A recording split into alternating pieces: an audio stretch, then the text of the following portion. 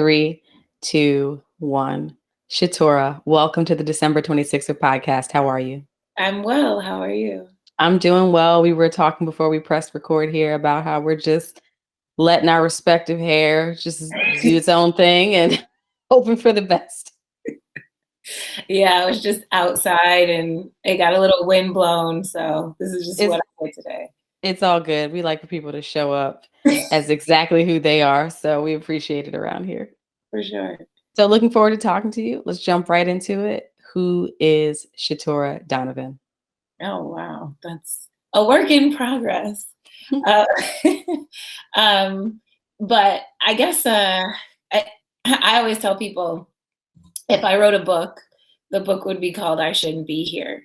Um, so, I grew up in Buffalo.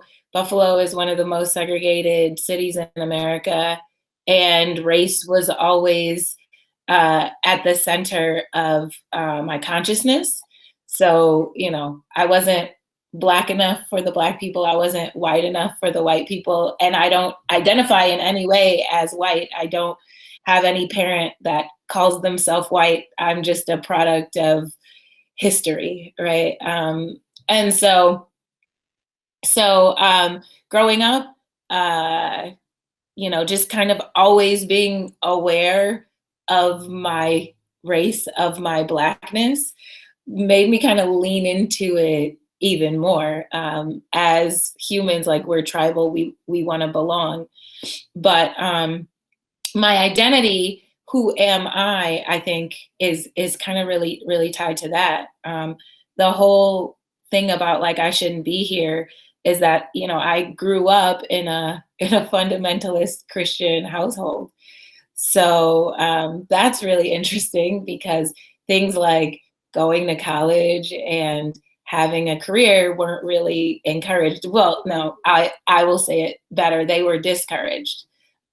So for me to have become an attorney and now as the chief diversity officer of the city of Buffalo, they're all things I shouldn't be. And so that makes it even more phenomenal for me to have, some kind of, I don't want to say independence, but identity around like what motivates me, what moves me.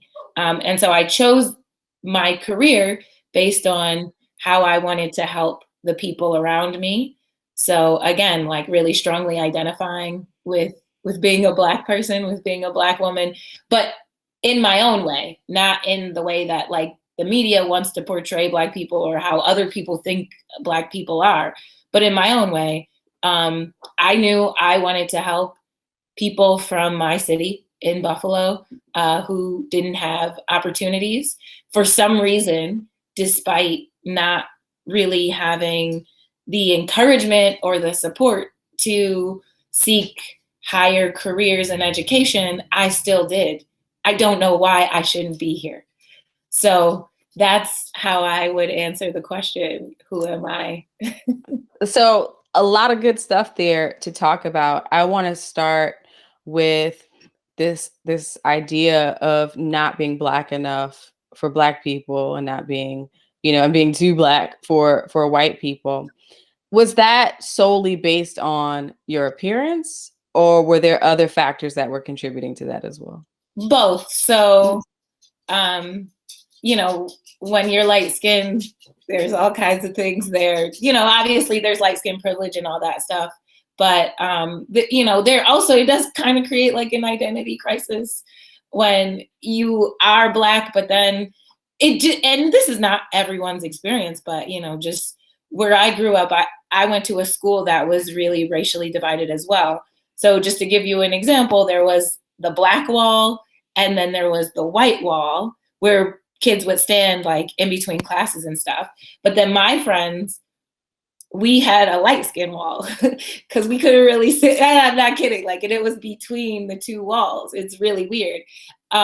So that's just one example, but also because of the fact that like we moved out to the suburbs when I was 8 or 9.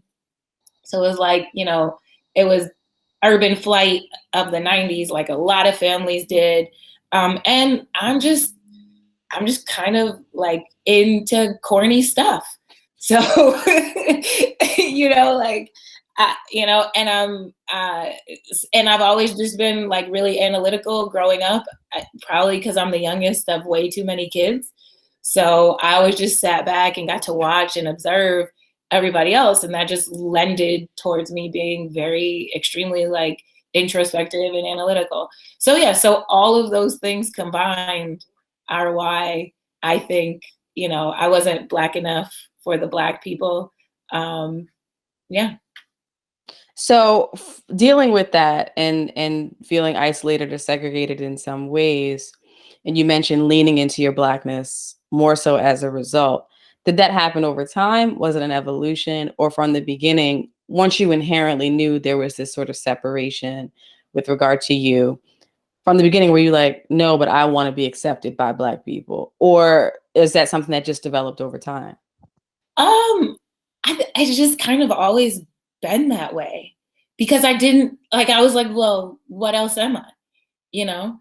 And I loved being Black. I loved, I didn't want to be anything else. I didn't want to be Latina. I didn't want to be white, so, so I remember I think it was like the 8th grade or maybe the 9th grade, like I was the head of the Black History Month committee. And I think I just made the committee up because I don't think we had a Black History Month anything, So, and I've always loved history. So understanding the history of Black people, I'm like, everybody needs to understand and know this. Yeah, so I think it was just always that way. I remember I was like 4, and it was in our old house, and I stood in front of the mirror and I said I think I said to my mom, because I didn't understand ethnicity or culture or anything. I said to my mom, I'm white and you're Black. Because my mom is brown. She's brown and I'm yellow. And so my mom was like, no, we're all Black. Like the whole family's Black. But there were so many of us, we were every shade of brown. So so I remember kind of like learning about race when I was 4 from my mom. But other than that, like after that, I was just like, oh, this is just what I am. So you answered really my next question about being one of many children.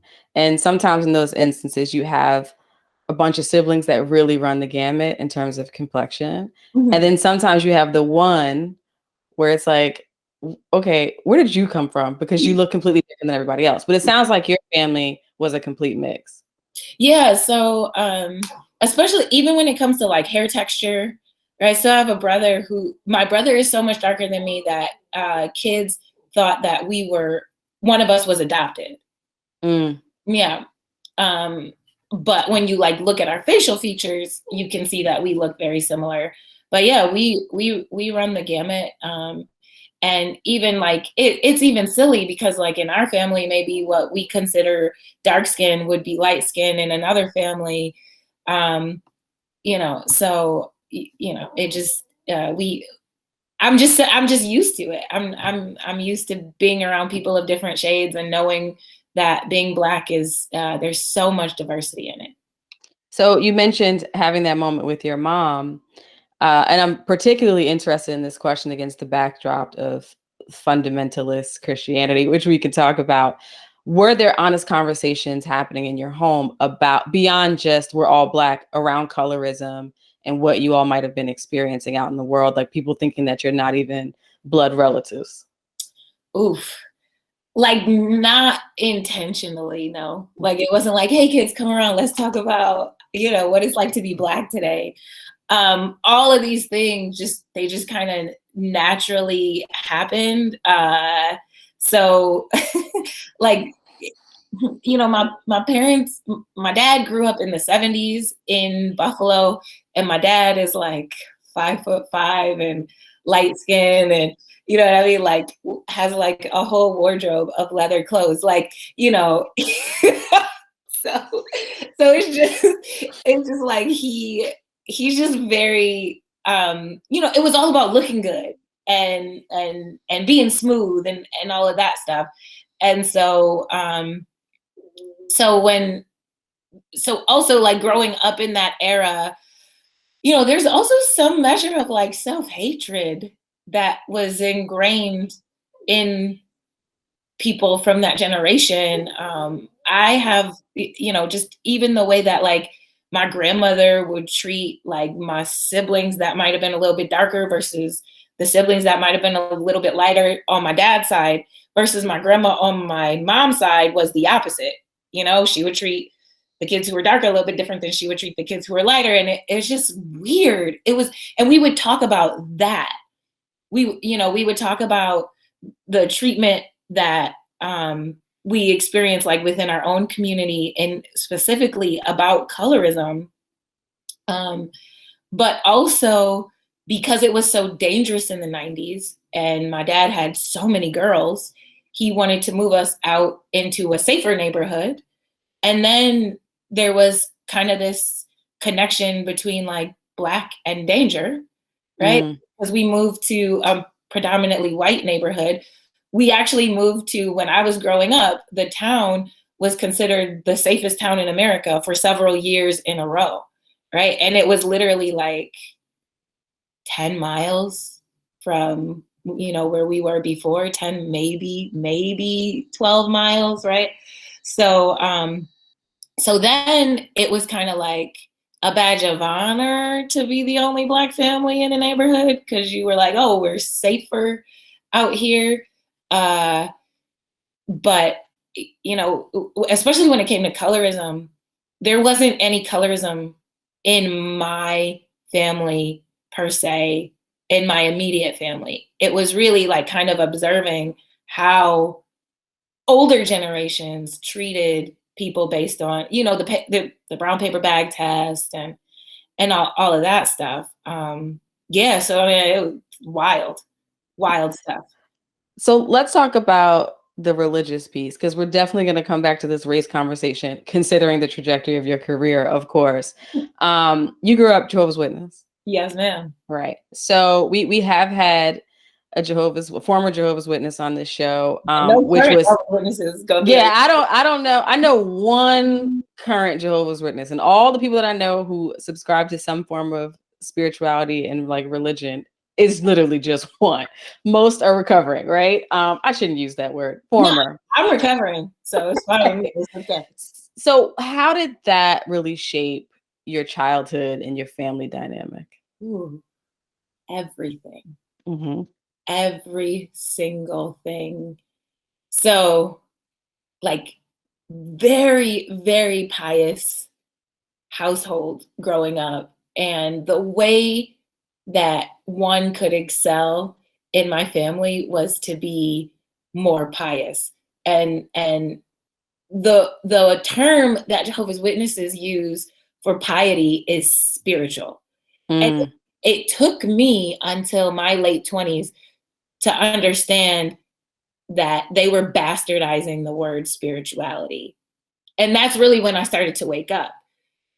But spirituality in the Jehovah's Witness religion means being like checking boxes. So, how much time do you spend preaching to others? How early do you get to the meetings, which is their version, like that's what they call like their church service. Are you doing all of your Bible reading? Are you praying? It's all check boxes. And however pious you can appear is how they measure your spirituality, right? So it's all about appearances. I can't say that anymore. So you don't get baptized when you're a baby, but they encourage you to get baptized very young. So as the youngest, like I saw my siblings getting baptized and I was like, oh, my sister got baptized when she was 10. I want to get baptized before I'm 10. So I got baptized when I was 9 years old. 9 years old, like I'm studying these books and going over these questions with grown men about like sexuality and morality and like just all of these things, doctrine, like again, which also lends to probably my headiness, but like what? I was 9. Like this is crazy. This is crazy. So by the time I was 10, I was spending, I think at that point, I signed up to spend at least like 70 hours a month preaching to other people. Yeah. Yeah. And then when I was 11, I signed up to spend 90 hours a month preaching to other people. And I don't know if I ever really got there, if I'm being honest, but like imagine every day after school, all day Saturday, all day Sunday, all you do is go out and just preach, knock on people's doors and tell them that the world is going to end. Go ahead. You've got so many questions. I do. I have many. So I'm trying to understand the studying doctrine at the age of 9, which I have a whole other thought about it being with like grown men. But is this stuff sanitized in a way for particularly talking about sexuality, for a 9-year-old to even comprehend what's happening? No. So the same books that my parents read, I read. The same services that my parents went to, I went to. And it's not sanitized for children. So like, what were you experiencing? Did you feel like you had a grasp of what you were even learning at that age? I felt like I knew this stuff frontward and backwards. I would cry because like if I met somebody who wasn't a Jehovah's Witness, who I thought was a good person, I would cry because God was going to kill them when Armageddon came. And I remember like having teachers that I felt were like, sweet, caring, loving people. And I'm like, but why can't they just serve Jehovah so that they don't die? So like I believed that like this was the only way to live. And that motivated me to want to tell everybody else about it. So thinking about that motivation, so you sign up to spread the gospel for these hours, right? But I think children who grow up in deeply religious households often fall into 2 categories. It's those who like at that age, right? We'll get to the whole self-discovery where you start asking your own questions, but like it's those who know like they function in that world and they function in that world well and they believe it and they're passionate about it, but they also know how to turn it off or tone it down when they're in secular environments, i.e. school. And there are others who are so passionate and believe so deeply these tenets and principles that they are pushing that on even adults in their lives, teachers, classmates, etc. What category did you fall in, particularly understanding that you felt pain for those that you felt that God was going to smite? Yeah, that's interesting. The first category for sure, like without a doubt. I also just as a kid wanted to fit in school.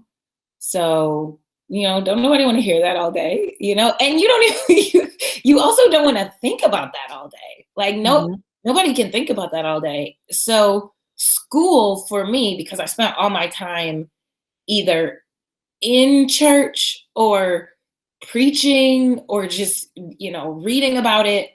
So school for me was my outlet. So I would like throw myself into school, throw myself into my studies. And, that lended towards me being kind of, a geek or whatever in a good way. But yeah, no, I could turn it off enough so that I could like build relationships in school. And people could get to know me because I did have other interests. There were other things I wanted to do as a normal child than just talk about the end of the world. So, but what does preaching the gospel look like when you're 10 or 11? Like, are they sending you out with someone who's older? Are you, we all know what we've seen when people come into the door, or, if you're in a metropolitan city, they might have the booth set up in, the subway or the train station. But it's usually adults. I don't know that I've ever seen a child in the mix. Girl. So what did that look like for you? So for all the Griselda fans out there, you know about the east side of Buffalo. So I was, I don't know, maybe 10. And like on the weekends, during the week, in the summer, anytime I wasn't in school, you know, you meet at the Kingdom Hall, which is the name of the building, the church building. And then they send you out into the field. And the field, like every congregation has a different territory. And so we were at that point in my life, because we moved around to different congregations in the region a lot. And so at that point in my life, we were in the hood. Like our territory was some of the most dangerous neighborhoods in the city. And maybe that's why I'm a little fearless now, because I would be 11 and 12 to the point where like they would always send us out in large groups. There would be men with us, but like by the time it got to like 11, 12, then it would be like, okay, we got to go. When the day got hot, the block got hot. So we had to get out of there. But yeah, you always go with a partner. So just like Jesus sent out his disciples 2 by 2, they send us out 2 by 2. And they tell you like what you're distributing that day, like what literature you're distributing that day.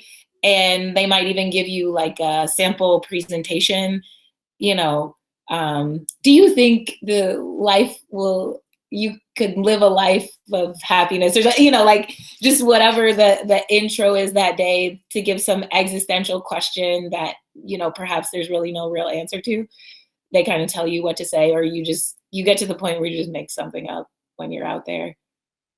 And back then, I feel like Jehovah's Witnesses really had the monopoly on that, like presenting the question. And now it could be a Scientologist, folks who believe in like the sovereign mother and all these things. But back then it was like, if you saw somebody approaching you with literature and a question, you just knew, oh, these are the witnesses at that time. Right. Mm-hmm. So thinking about that though, and the work that you're doing, did you really enjoy it? Like being a tween, like out there in the hood, asking people these deep questions? That's a hard question because I didn't know anything else, Delisha. Like, you don't celebrate Christmas. You don't celebrate anything. You don't celebrate your birthday, not Mother's Day, not Father's Day, nothing, right? So, and you can't have friends who aren't witnesses. So it's like, well, this is like, it was kind of like a form of like recreation in a way. No, I didn't want to do that all the time. I didn't want to be out there like all summer doing that. But at the same time, like I had a big family and we were all there together, like me and all my siblings. And it was like a time I got to spend with my mom. So no, but I didn't know what the alternative would be. And what's the age range for you from oldest to youngest, all of your siblings? So I have 5 siblings that are 4 siblings, 5 of us all together that are Jehovah's Witnesses. And I'm the youngest. And then the oldest is exactly 10 years older than me. Okay. So you had some runway for older siblings to kind of go through this, progress into teen years, young adulthood. They all stuck with it growing up, or did this, so they all were like, because, generally it's a mixed bag. When you have that many kids, it's some who are like, the minute they are old enough to rebel, it's like, I'm done with this, moving on to something else. And it may not even be that they have dug deeply into the actual doctrine and decided they don't agree. It could just be, this is so oppressive that I'm going to act out. But it sounds like your family, full stop, was committed to this. Still is, full stop. Full stop. I'm an anomaly. Okay. And we're going to talk about that anomaly because I know what it means when you make a different choice as a Jehovah's Witness. So I definitely want to get into that. But how old were you? You said you were in your late 20s when you... Yeah. Okay. So we'll put a pin in that for now. But thinking about what you said about like growing up in this kind of environment, there's no talk about education and career and the way you might have that conversation in a more traditionally suburban family and household. So how did you really come to this realization that like, okay, I'm committed to the faith, but also I'm thinking about academics and my career? How did that happen? Um, so another factor of the religion is you're supposed to only marry within the faith. Mm-hmm. And I was like, ain't nobody gonna take care of me, so I gotta take care of myself, you know. So I that my dad in that way of very, very overprotective in the nicest way I can say it, father. But he at a certain point, I think like encouraged us to go to college. Um, because he saw the benefits of it, probably because he didn't go to college. He saw that, it would be good. So my parents didn't, even though the religion strictly would say things like you should not go you should go to like trade school or something like that. So, my parents were like, and I got a full scholarship I got a full academic scholarship to the college across the street. So it was like really hard to say no. And I was just a good kid. Like, honestly, I was just kind of boring. I wrote poetry and read books. Like, that was it. I didn't really want to be fast. So, as the grown folks would say. So it was kind of hard for my parents to say no. Also because like I knew my parents weren't really going to financially support me either, and they didn't particularly want to. So I don't know. I think I was smart. I was capable, and it was just like go ahead and go to college. Now grad school and law school were a different thing. So when I realized I wanted to go to grad school, first I tried to move to Atlanta and couldn't. I was like, I'm back. So I came back, and my rule was for myself, if I'm living in Buffalo, I'm going to be in school. Like I'm So not, what drove you out of Atlanta? it just wasn't my scene. Like Atlanta's very entertainmenty, and like I remember one of the first nights I went and like hung out with friends, a girl looked at me and was like, so who are you here for? Like a guy, like which guy are you here to like bag? And I was just like, oh, ain't nobody think about these dudes. Like, what are you talking about? So I was just like, I was just like kind of vibing different than Atlanta was vibing with me. And the traffic kind of like, the traffic kind of drove me out, no pun intended. Reason number one why I will never live in Atlanta. DeMarcus, our producer, is a huge proponent of living in Atlanta. I am not. So I fully understand. It just wasn't my thing. Wasn't my thing. So when I was like, okay, I'm just after like 6 months or less, I was like, okay, I'm going back to Buffalo so I can go back to school. But I knew I couldn't go back to school and be living in my parents' house. Like they weren't going to support that.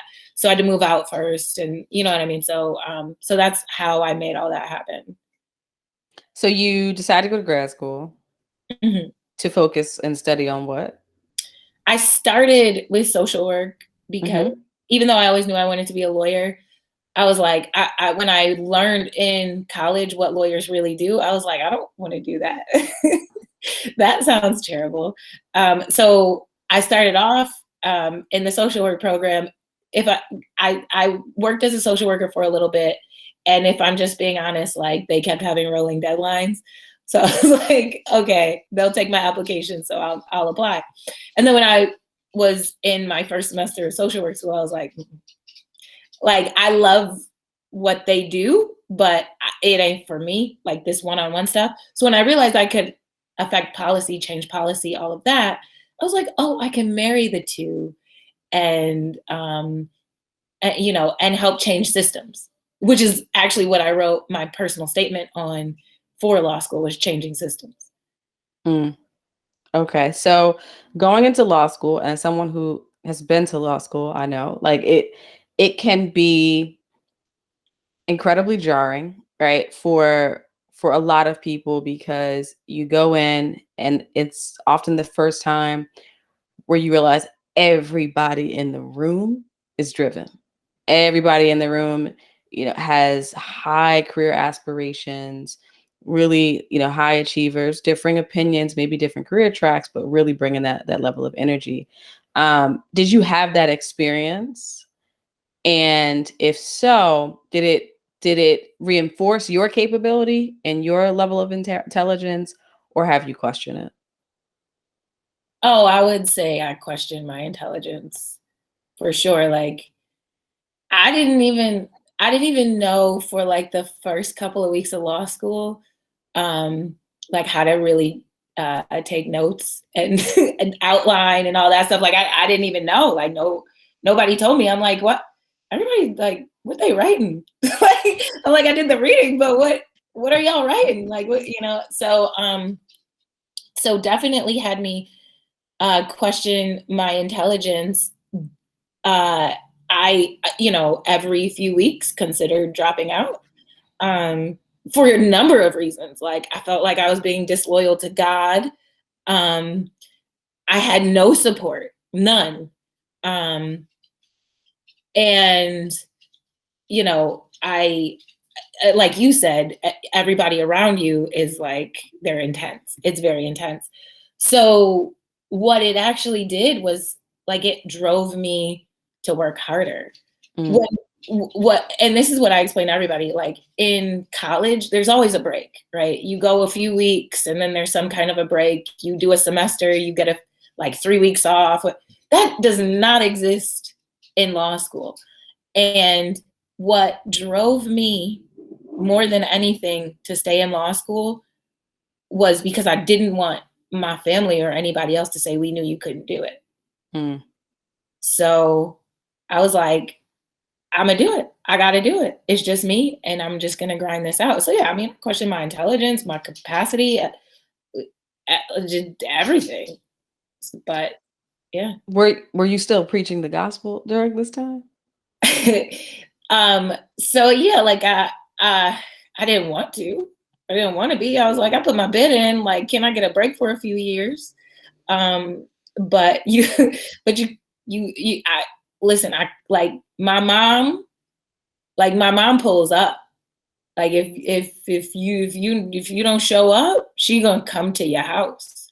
Mm. So, like this is how intense it was in my household and my family. So, I still had to save face. I still had to show up. And I did.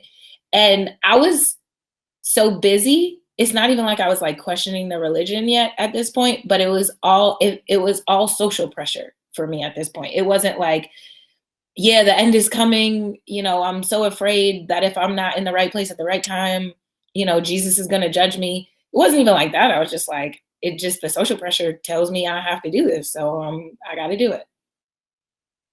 So having been through the law school experience, I'm trying to fathom having to maintain a full course load, everything that comes with that. And then, as you progress through your career, it's recruiting season. If you're trying to get on a journal, the clinics, all of it, and having organized religion or the hall telling me or my own family that I have to be somewhere for a considerable amount of time each week. Like I can't fathom that. Yeah, I don't know how I did it. I also worked at one point, I was working 3 jobs. Or maybe 2 jobs and an internship. And trying to network, I was the first student member of our minority bar association. So yeah, I don't know how I did it. I don't know.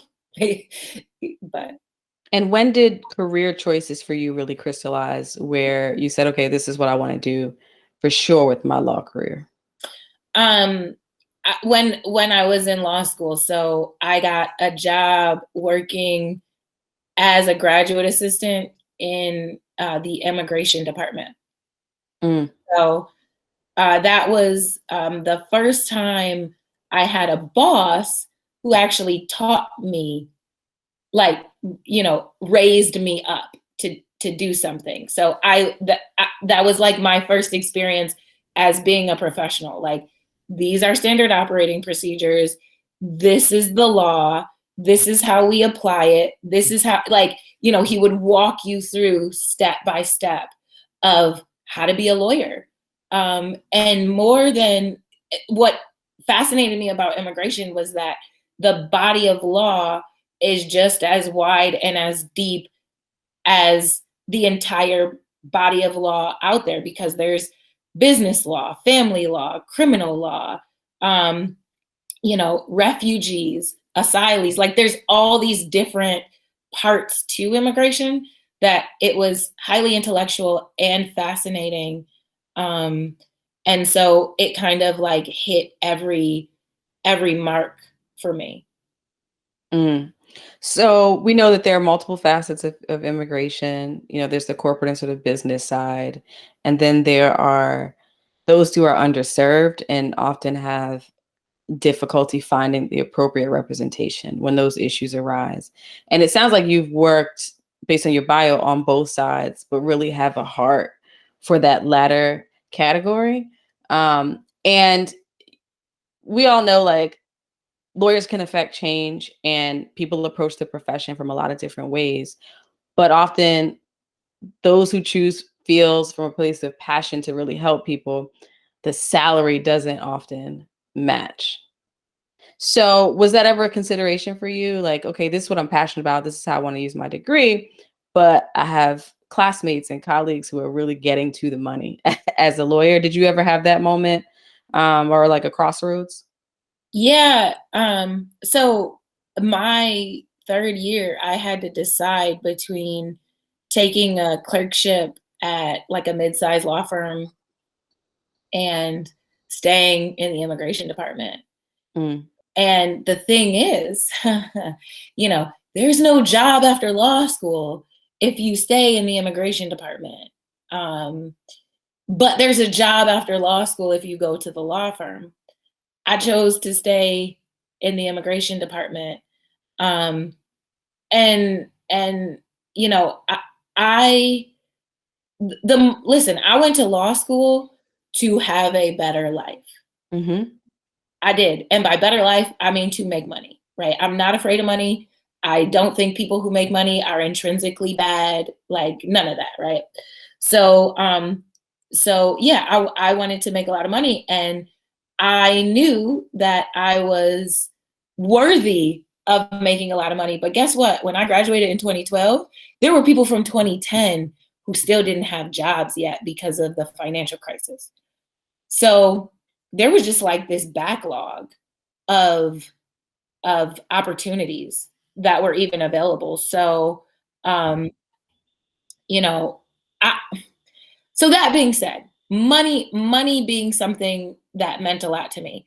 What meant more to me than the money was being able to impact the community. Like I tried to work for some nonprofits when I first got out, and that uh, whatever it the opportunities didn't come through fast enough. And my former boss at UB came to me and said, "Will you help me run my private practice on the side?"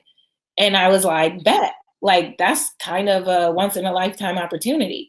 So I ended up at like 26, man, starting a law firm, which is insane.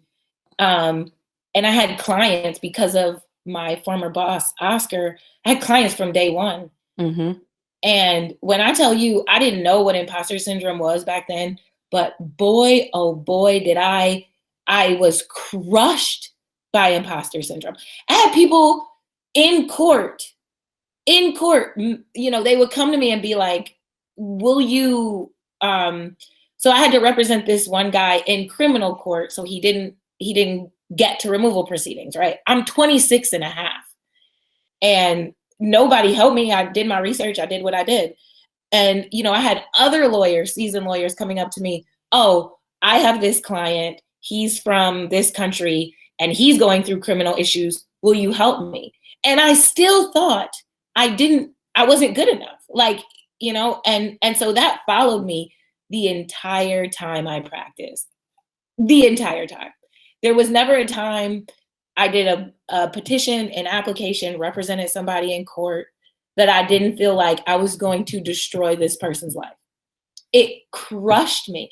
Like, I couldn't go out of town and like not have my brain just constantly worrying about, did I check the right box on that form? Did I review that form enough? Am I going to get sued? So anyways, this is not the question you asked me, but yeah, I loved helping people too much because I couldn't turn it off. And so it got to the point where I was becoming very well known in the Spanish speaking community. And these people were always in removal proceedings. And I would go to their house. I spoke broken Spanish, and that meant more to them than if I were a man or had been practicing for decades. And so I would go to their house and I would meet their pregnant wife, and their kids would come and hug me. And then I would come home and I'll be like, this is all on you. Mm-hmm. This is all on you. And if you don't do this right, you're going to ruin an entire family. Nobody told me to put that much pressure on myself, but I did. And I couldn't handle it. I'm going to be honest. I couldn't handle it. And so go ahead. And I, even though you said, oh, this is not the question you asked, this is great. And the reason being is, having been in solo practice as well, so much of what you said resonates with me. I know it resonates with a lot of young, particularly Black female lawyers, or just entrepreneurs in general, right? And what I had found when I started having meetings with like white male lawyers, just networking meetings, and a lot of them were reaching out to me, which was shocking, right? But they were like, oh, let's go for a coffee and whatever. And their practices would be growing at a clip. I mean, just they're adding new practice areas and doing all these things. And I'm like thinking about the research that I do every time a new matter walks through my door and how much time I spend with these clients. And then let's not even get into like setting your rates. And because of that imposter syndrome, not feeling like, I don't know how much I should charge this person. I don't want to overcharge them because this is my first time doing this. There are many different tapes that are playing in your head at the same time. But I would have these conversations and I'm like, well, you're now doing this practice here. Like, how did you learn? They're like, I'm just figuring it out. I just see what happens. And if it doesn't work out, it's a learning experience and I will do better the next time. So it's almost like viewing clients as just that, like a commodity. If it doesn't work out for them, it doesn't work out for them. And I learned on their dime. I now have been practicing law for 11 years. I've done external counsel. I've been in-house. I have never mastered that. So I understand and I relate to what you're saying in that separating it and being like, this is just a job, particularly in an era where people's futures are hanging in the balance and they're looking at you like you can save them. Yeah, I people who are able to cope with that, especially early in their career, kudos to them. I feel like they have been coached or mentored because the one thing I'll tell you is my boss told me how to set my rates. That was one thing. There were certain things that I was able to do from the beginning that I would not have done if he didn't coach me. He told me how to set the rates. He told me never take a consultation without getting your fee first. Your time is your money. All of that. And that's how I ate every month. If he at least didn't coach me in those ways, I needed a little bit more coaching. But yeah. So how long did you do that before you made the decision? Like, okay, I'm flaming out here. I'm burning out. I can't do this anymore. 3 years. It was like, okay, I can either hire someone or I can get out. And I was like, I don't want to be responsible for my clients and somebody else. So I was like, I'm gonna just go find a job. And I went and found a job. So what did that feel like for you? Because, it's interesting that people can go work at a law firm and either be on the partner track there or decide to go in-house. But I feel often with solo lawyers, there's this expectation, like when you get into solo practice, you're going to grow that practice into something and that's just what you do.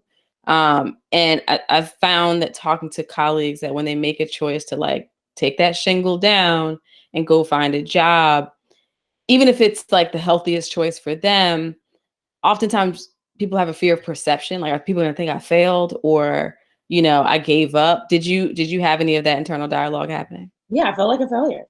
I feel like, the same stuff that's going through your head in the first year of law school, that was going through my head, in my third year of practice. Like, oh my God, I failed. I couldn't cut the mustard. It wasn't for me. You know what I mean? But now, I'm 9 years out and I got friends who are like, man, you made the right choice. You got out. I'm jealous. You can sleep at night. You don't have to worry about billable hours and all of that stuff. So I don't think there's enough perspective on, like, just like there's diversity in how to be Black, there's diversity in how to be an attorney, and be successful at Mhm. and be successful at it. So yeah, I definitely, like, struggled. Sometimes I still do, because here's the other thing: attorneys are jerks. So people will say stuff like, oh, I would never stop practicing. Well, you're passive aggressive. Thanks. Mhm. I've had people say that to me. Okay, well, I mean, I'm glad for you, but everybody know who I am, though nobody know who you are. So it is what it is. Like, we use our law degree for different things. But I have that confidence now because, no, I might not practice and I might not be doing heady legal work all day, every day, but I definitely use my powers for good. And my conscience is clean. So I feel good about it now. So how does your journey professionally lead you to working for the city of Buffalo? I shouldn't be here. I shouldn't be here. Basically, I started my first job out of law school. I mean, out of practice, was working for the law school. Um, and so I did that. And then I was like, okay, look, I don't really like higher ed. These politics are wild, wild politics in higher ed. So I left there, and also, the whole, like, microaggressions and all of that stuff. So then I thought, oh, I'm gonna go run nonprofits. This is kind of similar politics. So one thing that I learned was, because I kept getting into these jobs where I was unhappy, and I'm not one to phone it in. So I had to make a choice one day when I had been phoning it in for quite some time. And I said, you can grow or you can die. So I decided that no matter where I was going to work, no matter who I was going to work for, whether I liked her or not, and I've worked for a number of women literally named Karen, literally named Karen. That's all I'll say about that. But I said, it's about you. Your job is about you. Nobody forced you to take this job. Nobody's forcing you to keep this job, but you need this job. So let's make the best of it. So everywhere I went, I made helping my people my priority. So one job I had, I was a director at a museum, and I looked around, and this museum is in Martin Luther King Jr. Park, and I see no Black people in this museum ever. But when I would ride up to work, I would see Mercedes and Range Rovers and minivans in the parking lot. So, the moms would be coming from the suburbs to bring their kids in, and then they would scurry them out. But the people from the neighborhood weren't enjoying it. So I started a program called the Neighbor Pass, and I restricted it to area codes so that there was no financial restrictions on it. There was no race restriction, no other social restriction. It was all geographic. But if you look at the zip codes, that gives you the exact demographic that you want, right? But benign on its face, right? So I started that program and increased visitorship of folks in those zip codes, namely Black people, by like 200% in Mm. in like 3 months. It was So simple, it was silly. And ended up having a meeting with the mayor about like the projects that I was doing at the museum. Of course, they want to take me and show me off to the Black mayor. Look, we got one of you. And so we made that presentation to the mayor. And then later on, I think I had applied to a job at City Hall. And that triggered everybody to know, like, oh, she wants to move. So after that, I was just courted by City Hall for a couple different jobs. I turned City Hall down twice. So that's a lesson in and of itself. Even though I wanted out, it had to be right. And then finally, they came back, with the godfather of all offers, which was Chief Diversity Officer of the city of Buffalo. And I was like, yeah, I think I can do that. That's kind of a game changer. So that's how I got here.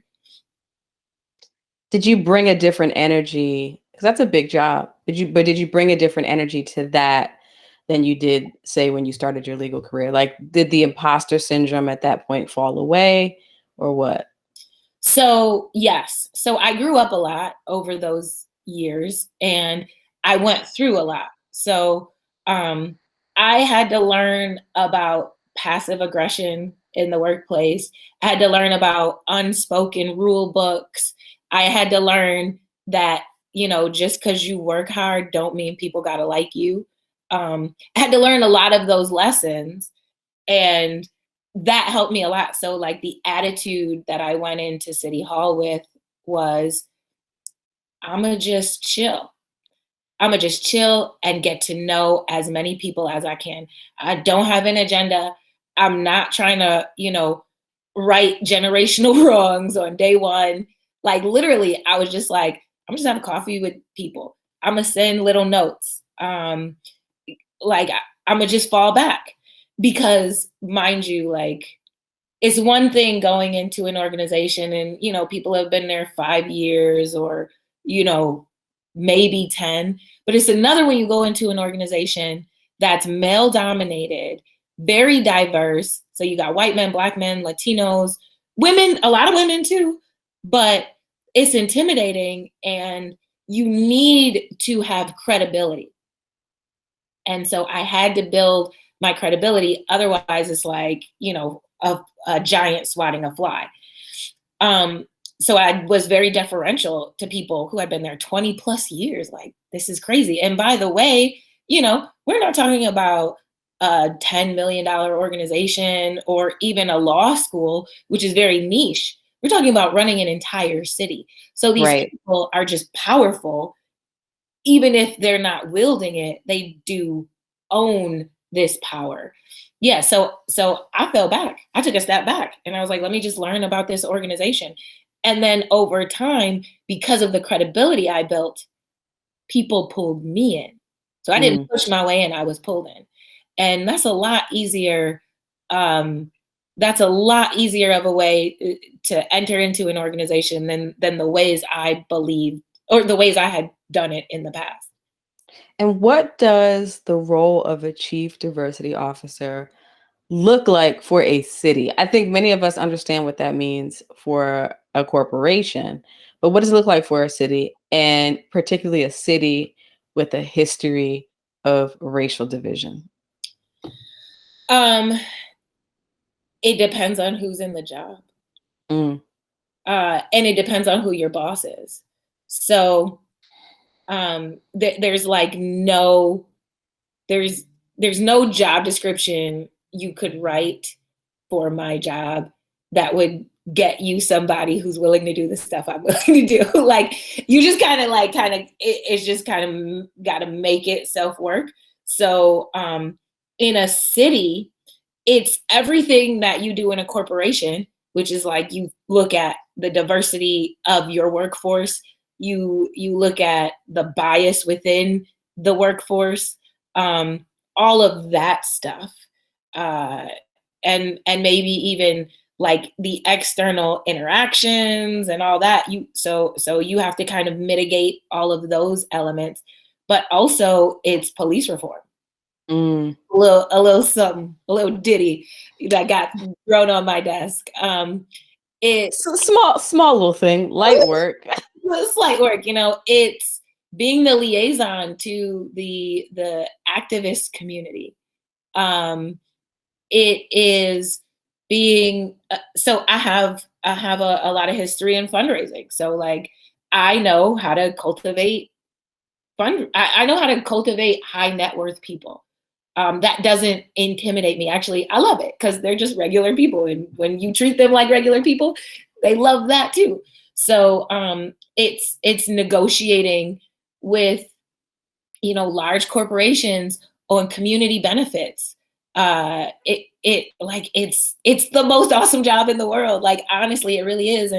And because my boss believes so innately in this stuff, I get pulled in and asked to do a lot more than maybe if I had a different boss. So I'm thinking about this and the fact that your eyes just lit up and you said that, it's the best job in the world. I'm also thinking about it within the context of just what we've experienced as a country in the last, year, 13, 14 months. And so much focus on social justice, so much focus on police brutality, the imagery that we've seen, the videos, the funerals that have made news, all of that. And now you serving in this role, but also being this liaison to activists and also serving in this role as a Black woman. So I would think that that comes with expectations from the community as well about affecting change. Mhm. And this idea, whether it's spoken or unspoken, that you're in this job, sister, and things should be moving a lot more quickly with regard to change in this city. Can you be more militant? Why aren't things, because you mentioned that you jumped in and you just learned and you were deferential. Have you experienced that? And how have you managed what is probably some unrealistic expectations on either side of the fence, within the role for people from outside? 100%. Yeah. Like, yeah, it's never enough. It's never fast enough. So I study human behavior just oh, I'm gonna read before I go to sleep. I'm gonna read some Nietzsche. Like, you know what I mean? I love understanding what makes humans work because I love humans. I really do. Like I love people. And we're fascinating. And so the civil unrest that happened last year to me was a blessing because Mm. it brought to light all of the things that we were afraid to talk about a year ago, 2 years ago. Are you kidding me? The stuff I've been able to say in the last year, I would have never been able to say 2 years ago. I would have been ostracized, right? So my perspective is that we're at an inflection point and like we have such an awesome opportunity. So it is hard. Like yes, it's difficult to manage expectations, but everybody has a role. And so what I remind people is what my role is. So if people are asking me to act or do something that is outside of my role, I quickly remind them that I am just a part of a larger system that's in place. And by system, I don't mean it in the systemic racism kind of way. I mean it in the change maker kind of way. So like, I wish like we have an entire community that needs to press for change. And it is not just the people in perceived power that are responsible for making that change. So I do everything I can do from where I sit to make that change. And it also like it if you look at evolution, like we don't go from being like single-celled mitochondria to,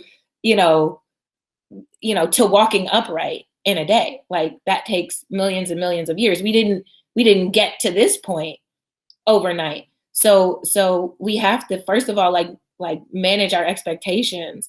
But second of all, like stop expecting one person to be your solution. Like that's kind of my gospel. That's what I talk about on my podcast a lot, whether it's directly or indirectly. But like, let's start having families again. Let's start having babies again. Let's be in control of our money. Like all of those things are way more influential than what one man or one woman can do because they're elected to a position. I don't know if that answered your question, but it does. It does. And you mentioned like being able to say things, in the last year that you might not have been able to say before, right? And what I want to know about that is, to the extent you can talk about it, how other Black people who work in government responded to that. Because we all know a lot of those people, to your point, have been in those jobs for decades. They're happy to have it. They're happy for the salary. They toe the line. They're not interested in ruffling feathers. Like, status quo is cool. And it on the surface, it may look like they're all for change, but some of that's performative. So when someone like you comes in and is speaking truth to power, once you've built that capital to be able to do it, and once sort of the climate allows for it, sometimes your own folks are not allies in that environment. Did you experience that? no. Really? No. It was, I cry just think about it. It was a beauty. Delisha, I had grown men call me crying. Like, first of all, do you know how difficult that is for a Black man to do? Right. Second of all, like the pain that people felt so acutely during that time, that helplessness that people felt, like that was so real. That was so real for everybody. And people wanted to see more. And, I think what this allowed people to see was, because I hadn't been at City Hall very long before all this happened. I was only there, just a little over a year when COVID hit. And so people didn't really know me. And what they learned, like they got to see what I was really made of. And I think that made them trust me even more. So I in my workplace did not experience that whatsoever. It brought all of us closer than ever. That's amazing. Yeah. That's amazing. And I think is the exception rather than the rule. I do think we're writing ourselves in a lot of ways, and people do feel empowered to express vulnerability, outrage, their real opinions in a lot of ways. I think those conversations are happening a lot more frequently and a lot more candidly. I also acknowledge that we've got a long way to go, a lot of us. So the fact that you had that experience and could create that space for people where they felt like they could put their humanity on display with you and support you in the work that you're doing, I think is commendable for an organization and a community, particularly of Black city workers, like people who work for a city, to function like that, I think is great. Yeah. So where in this professional journey, going back to now the religious piece, did you have an awakening? I'll call it that, where things shifted for you. When did this happen? When I learned the difference, when I never felt spiritual. Like, we threw this term out, spirituality. We throw this term out all the time. What is spirituality? Spirituality is, going to all the meetings, and spirituality is spending X amount of hours in what they call the field ministry, but proselytizing. And I was just like, but y'all still like, I don't like how y'all treat each other. I didn't feel like this. I didn't feel lighter. I felt heavier. And I didn't have a lot of friends. The I hate to say it like this, but like the women were just catty. And I was married. So, I would have to be, so I would have to be around. Okay, so you dropped that all late in the interview. Okay, got it. Well, I was married in the religion, and so I would have to like be around the wives, and like the conversations would just like I would just be like, y'all don't understand, like there's a war going on in Yemen, and you mad that like she wore a dress that you wore, or you know what I mean, or like she, you know, you had a party and she didn't come when you went. Like I just didn't care. Like I literally just didn't care. I didn't feel like people were acting based on principle. I felt like people were acting based on social cues. Mm, So there was just like I just can't. I don't know why, but I just can't not be what I say I am. So I'm not going to say I am something. I'm not going to say I do something if I do not do it. And I just had this dissonance between reality and the BS. And so then I started to like, because you're not supposed to do this, I started to open myself up to what spirituality really is because I was tired of feeling heavy all the time. And when I realized, when I understood that spirituality is a deeply personal experience that no one externally can judge you for, except for perhaps what you manifest, right? So what you are, how you show love and all that stuff. So then I kind of got into this deep dive about love. And when I realized that, like, I don't know if I've ever felt love before, and not in the romantic sense. There's a lot of ways to feel love, and I did not feel it around me. mm, Not not from my family of origin, not from my husband, and not from my religion. And this is all I knew. And so that was when the awakening started to happen. So that was that was like an earth shaking kind of thing, because then I had to realize that I was stifling my potential. mm-hmm. Um, but just along with the awakening, guys, just there's like a great XJW community on YouTube. And so like just the tomfoolery, you just see like there's so many lies and misrepresentations and all of that stuff. Um, and then what really kind of set me over the edge was that there is a lot of child sexual abuse in the organization, and the rhetoric about the Catholics and how despicable, you know, the Catholic Church is, when something just as bad, if not worse, because it's a centralized cover up, is happening in the JW world, just kind of like threw me. And I remember Mm. I asked my ex, like, what do you think about this? And, you know, he gave some company line answer. And I was like, so what would you say if I told you it was Catholics? And like, you know, I'm like, right. So you've got two standards. Mm. Right. So yeah, so that was kind of how the awakening started to happen. And when did you make the decision to walk away? Well, that I have to say for my last question. Okay, so great. Let's. The marriage is still throwing me, by the way, because you literally just I'm slid. divorced.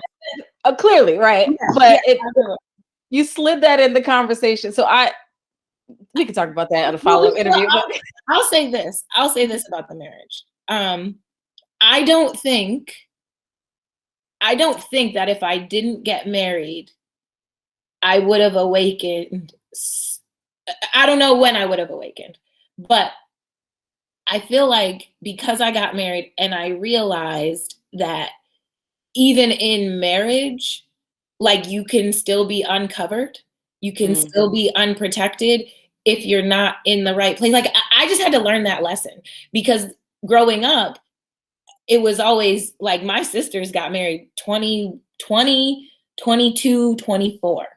Right. So when I got married, I was already like 28, almost 29. So I was already pushing it.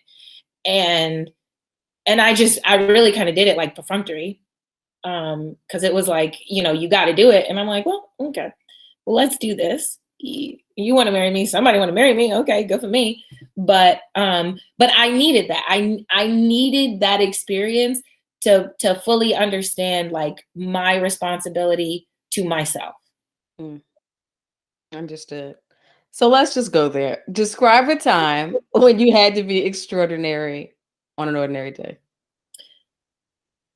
So sitting in church, and I was already like waking up, and I'm sitting next to my husband, and the man, they're called elders. So this is like the highest position you can get in the church. And he makes a joke. And he says, you know what they say about the woman with the black eye? What did she say this time? And it was in that moment that I realized I was not safe in this organization. I was not safe as a little girl. And I was not safe as a married woman. I was not safe in this organization. And that's when I realized I was done. I couldn't even look at that man ever again. So I was in my seat and I had a panic attack because it triggered some things from my childhood that deeply impact my very fabric. And I tried to compose myself, went to the bathroom, lost it.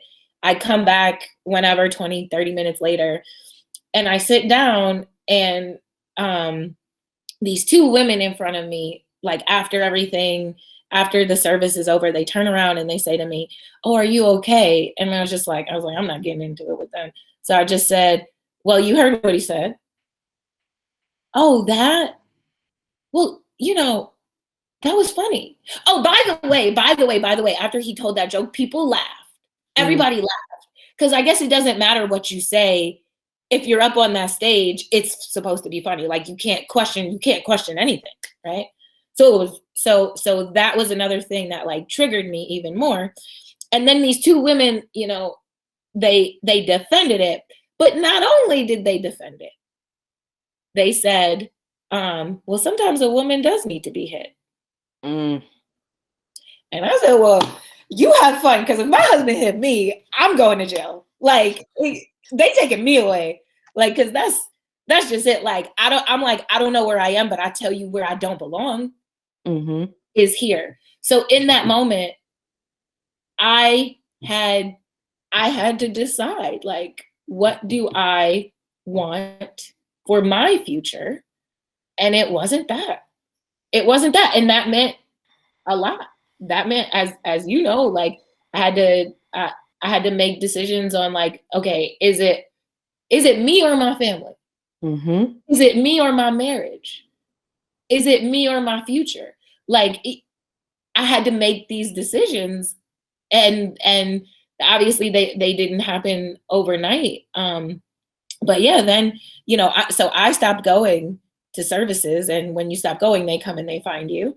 Yes. And so they came, and they asked me what happened, and I was very candid, very open, and I'm crying, and one of them says to me, well, do you think if you were spiritually stronger, you would have had that reaction?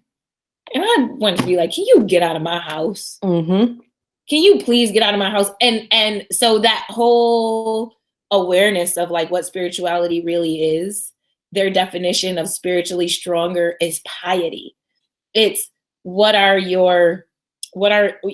your report card look like? And yeah, my report card, according to them, was trash, but my spirituality was strengthening over time. And my relationship with God was developing, because I didn't have one before. And that's what they didn't know. So I wasn't here for their BS. And what happened was I said something about what I thought spirituality really was. And I saw one of the elders' entire demeanor, like they were very compassionate, and because they want to love bomb you to come back. But when I said something questioning the doctrine, he said, so what are you trying to say? And I knew what that meant. So I was like, you know what? I just want you to leave. So I'm gonna just walk this back.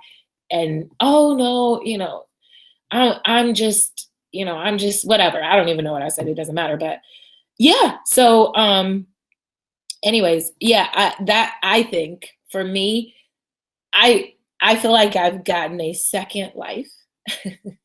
And in that time, I feel like my whole life has changed. And it was after that,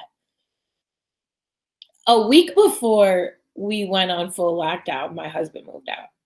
Mm. So this is like recent. This is recent. This is recent.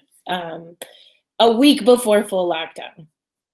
So everything, like the whole trajectory of my life has shifted since then.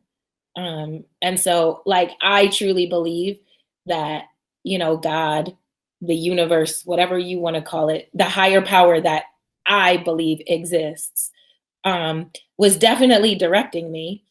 And I just I had to make an extraordinary decision. And one that took a measure of courage, and I did. So when you extrapolate or extract yourself from that religious stronghold and you're married in the faith, we all know relationships are complicated, and often it's not an immediate realization. You don't immediately come to the point where you're like, okay, this is not going to work, we're going to split up.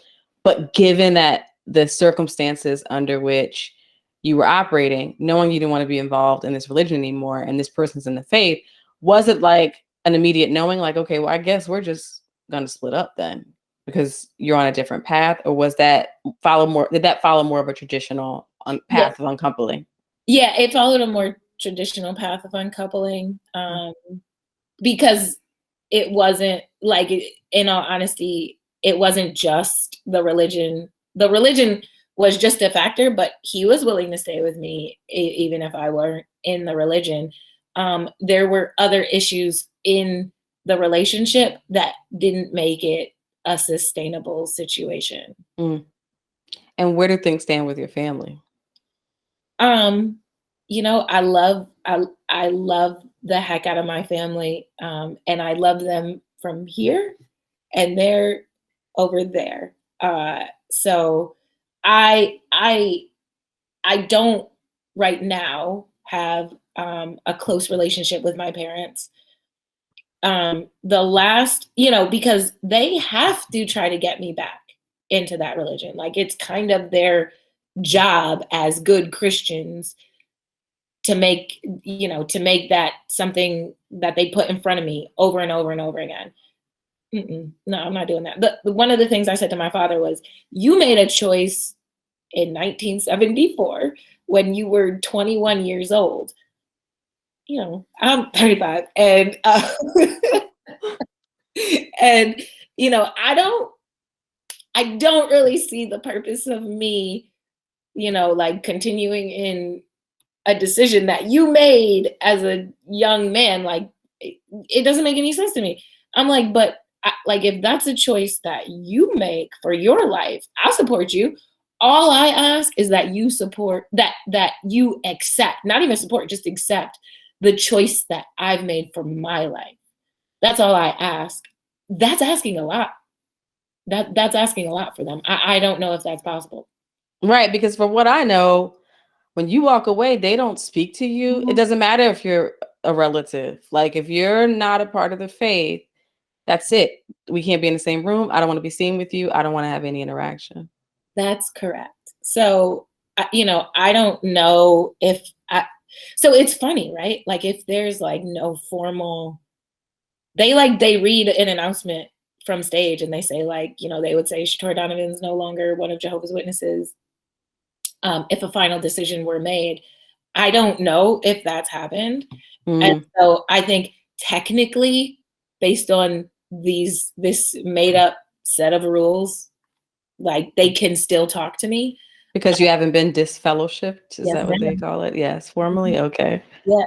So, yeah, so I think technically they can still talk to me, but I deserve unconditional love. Absolutely. So if you can talk, if you love me enough today to talk to me, and nothing about me has changed except for some kind of label that's been placed on me by a bunch of men who don't know me. That's not unconditional love. And so I've made the decision to make the choice easy for them, and so I stay at a distance. Mm. Wow.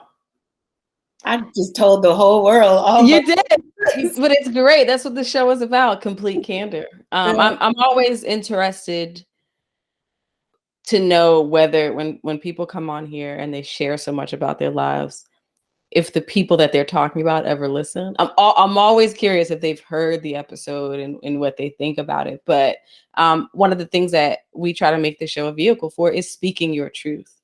And that truth may be uncomfortable for the people who reared you, or who you are biologically connected to, or who just care about you but have different views. And I think culturally, we're finding, just like we're finding the ability to speak truth to power, I think within Black familial units, we're moving to a space where people feel more comfortable telling the truth. And for us to really live from a place of wholeness and fulfill our potential and walk in purpose, that is absolutely necessary. We walk around with all these weights on us and bridled in so many ways. And there's a price to pay when you do it, when there are these factors at play.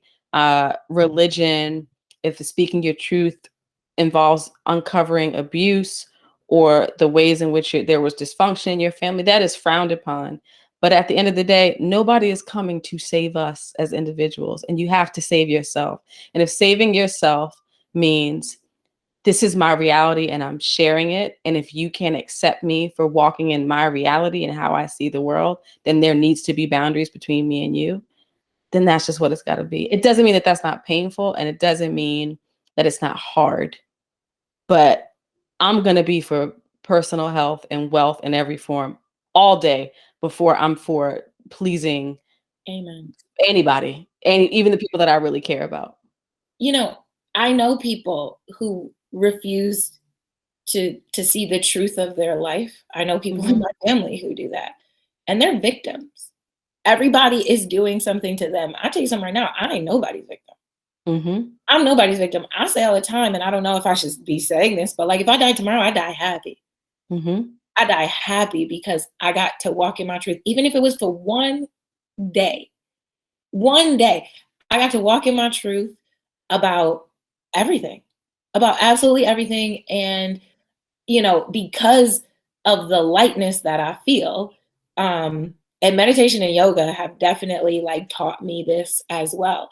But that lightness is also grounded in principles and the world around you. So like, it's not just like this drifting.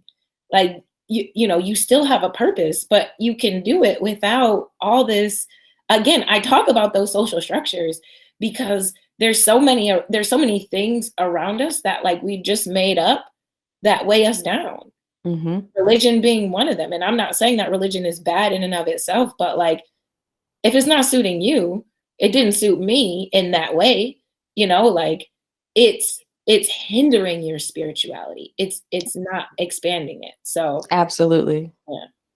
So looking ahead, you've gone through a seismic shift in a lot of ways in your life. And I would even say, even though you were in the job before, a shift at work too, just by virtue of where we're going as a culture and a community and a society. What are you most excited about looking ahead to the next chapter of your life? That almost feels like a trick question because okay, so like my career is dope. Like my job is great. But one of the questions that I ask myself regularly is, who am I without it?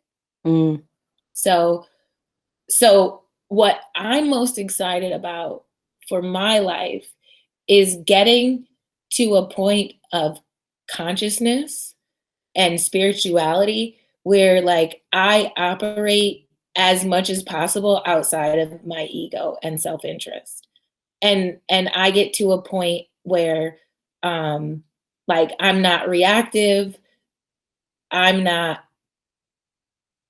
I'm not I'm not dug in to any one way of life. Like I am in tune with like the people around me, the energy around me, and the purpose around me. That's what I'm excited for because I really believe that I don't know. Like I think that like I am supposed to like I feel like everything I go through I'm supposed to, Mm-hmm. but you still have that choice. We talk about free will. You still have that choice to really understand like if you're going to walk in your purpose or not. So I feel like I'm always getting instruction, and I want to get to a point where I'm quiet enough to know what that instruction is telling me to do because I'm building on something that my ancestors did and stirred up, and I'm working on something that my ancestors are going to work on, or maybe I'm working on in another life. I don't know, but like I don't think this is all there is. Mm-hmm. I really don't. And so I want to get to a point where I'm just like I don't know, like if it's a job or if it's children or if it's growing vegetables, like whatever it is, like I want to make sure that I'm doing whatever I was put here to do for this time that I've been given. That's good. So before we let you get out of here, because I think that's an amazing note to end on, you mentioned your podcast. So give us a 30-second commercial about the work that you're doing in that space. So my goal through my podcast, it's called the B Suite, and it's a play on the C Suite. Um, and the tagline is what Black people talk about at work, but that don't really mean nothing. Really, what I want to do is bring awareness to Black issues for Black people, but not like, oh, did you see the shooting in this city this day, or what's there's the runoff election, and like no, not that, right? But what is the work that we as a community, that really hard work, like that self-awareness, that like listening to our ancestors, understanding our history, like what is that work that we need to be doing as a greater community in order to get what we really want. So whether that be healing ourselves emotionally regarding our traumas, whether that be understanding the power of the Black dollar, or something well, not simple, but like leaning into your sexuality. Like there's so many different ways that we've been stifled from developing, and I try to use my platform as a way to lift us up out of that and beyond the hot topic of the day, even though hot topics are fun to talk about. Absolutely. And where can people learn more about your show and you? Where can they find you online? You can find me on, I don't, people find me on LinkedIn, but I don't really go on there. But you can also, if you want to see like the more lighthearted side, you can find me at _Shatorah on Instagram, and follow my podcast at the B Suite on Instagram. And we're on all major streaming platforms at the B Suite. Well, I thoroughly enjoyed this Me conversation. too. We should just keep going. I'll get some I water. know. That's what and it's so funny. I mean, after all of these conversations, I feel this way. Like I feel like, wow, that was really impactful for me. But particularly when I talk to Black women, right? And it's a running gag on the show that it's so hard to get us to come on. Like I talk to way more men because I just think women just think harder about it. Like they're like, I need more time to prepare, or what have you. So anytime I do get to have these really deep, meaningful interactions, it means a lot. And I do also though feel like I need like a glass of wine or two after. I love it. But listen, to our listeners, you know the drill. If you've enjoyed this conversation, like, share, subscribe, comment, tell somebody not only about our show, but the B Suite and the work that Shatorah is doing. You know what we believe around here, the law of universal supply. There's enough of us, there's enough out there in the universe for us all to get it. So go check out her show, support her, subscribe over there as well, and tell somebody about it. And as always, remember to be extraordinary on an ordinary day. Take care.